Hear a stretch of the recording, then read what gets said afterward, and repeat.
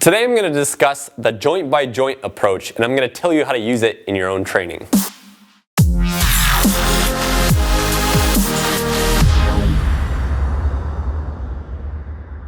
What's going on, everybody? It's Blake Bowman here with Gorilla Zen Fitness, and in today's video I'm going to be talking about the joint-by-joint approach, which was originally popularized by Gray Cook, who's a physical therapist, and Mike Boyle, who's a strength and conditioning coach. I'm going to be telling you what this is and how you can actually use this in your own workout, your own warm-up or corrective exercise routine. So basically, the joint-by-joint approach looks at the human body as a stack of vertical joints, right? So the head is over the cervical spine is over the thoracic spine's over the hip, hips over the knee, knees over the ankle, so on and so forth. Each joint, starting from the ankles and moving on upwards all the way up to the head, has its own unique function, and because of that, its own unique predisposition to injury and dysfunction. Basically, certain joints in the body, like the ankles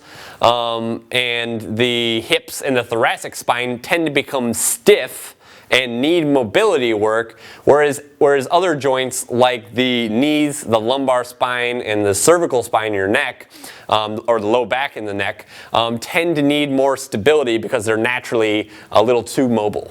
Now, the mobility of a joint is affected by the joints above and below it. This is the whole premise behind the joint-by-joint approach. For example, if the ankles are stiff and they're lacking dorsiflexion, which is the ability for you to bend it upwards and bring your toes towards your shin bone, then the knees will make up for it by becoming more mobile, which is bad and can lead to pain and injury in the knee. If the hips are stiff, it's going to cause hypermobility in the lumbar spine, which will lead to the same thing.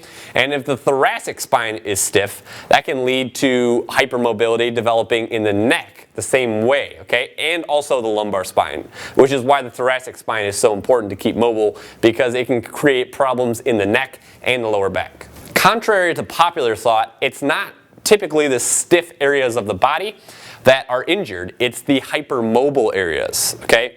The stiff areas play a role in the development of the injury, but not as directly as you would think. It's not those areas that typically get hurt. It's the stiff areas like the thoracic spine that cause the hypermobility in the other areas like the low back, which then causes injury. So the stiff areas do contribute to the injury in a roundabout way, but not necessarily directly. This is a cool little table from Mike Boyle's book, Advances in Functional Training, that breaks down the joint-by-joint approach a little and shows you basically the areas of the body that typically need mobility work, and it also shows some areas that typically need stability work. The areas that need the mobility work are typically stiff. The areas that need the stability work are typically a little too mobile and need to be stabilized a little bit. Now, I highly recommend you pick up this book for yourself. It'll really change the way that you think about training. It doesn't matter if you're an athlete or if you're a coach, it'll be good for all of you. So I've actually included a link to that book. It's called Advances in Functional Training. There's a link in the description down below.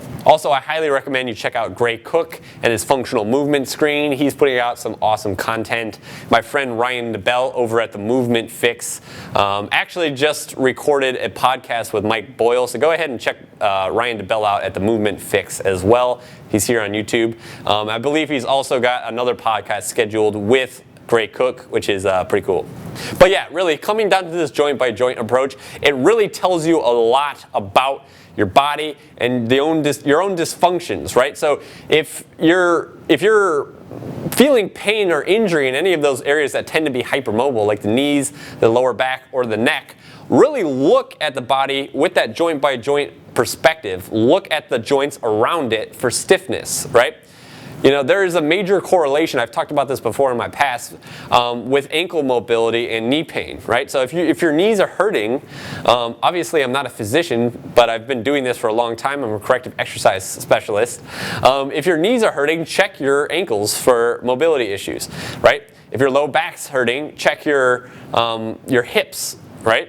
check to make sure you have enough flexibility and mobility in your hips, so on and so forth, all the way up the kinetic chain, your whole body, right? So the joint by joint theory really sheds light on a lot of things, and its perspective is extremely valuable to both athletes and coaches, and I highly recommend you kind of look into this a little bit more. I just wanted to give you a little taste of what it is here in today's video. I really hope you enjoyed this video. If you did and you're not yet subscribed to my channel, go ahead and do that right over here. Also, make sure to follow me on Instagram. I'm being a lot more active on there nowadays, and give my Facebook page a like as well. I'll include a link to that in the description down below. On a concluding note here, if you haven't downloaded my ebook, Posture, the Ultimate Life Hack, then go ahead and do that. You can get a link to it right over here, I think. Yeah, it'll be over here. But basically, that's a book that I wrote last summer. It's all about posture and biomechanics, right? It's all about posture, the importance of posture, what distorts posture, and how posture relates to movement, right? I put a lot of work into it. It's a really good book. I'm pretty proud of it. So make sure you download that. It's free. Other than that, I will see you next time.